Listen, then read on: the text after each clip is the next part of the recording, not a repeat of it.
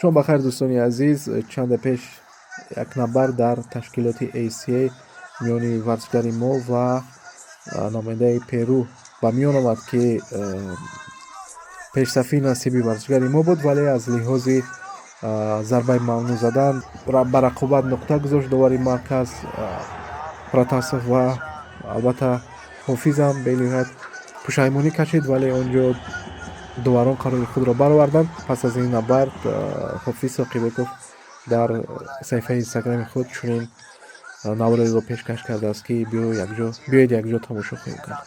Друзья, всех приветствую, всем ассаламу алейкум. Результат сами видели, что мне делать.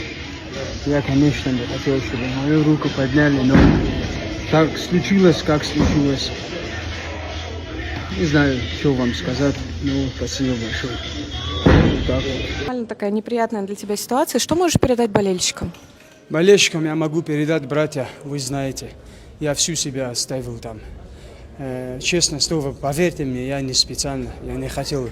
Я очень хотел себе вот в копилку победу, но произошло так, что произошло. Я ничего не могу исправить. В следующий раз будем лучше, как говорится. Ну, как говорится, я сейчас тоже специально это не делал, но больше буду стараться, чтобы такого больше не случилось. Смотри, второй перуанец подряд и тоже такая осечка.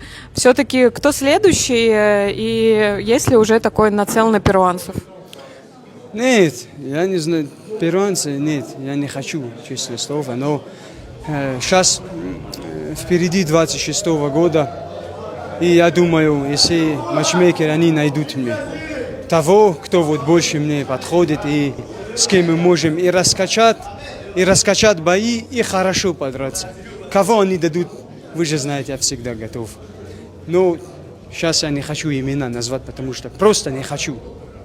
И сейчас вообще не хочу. Поэтому вот так вот.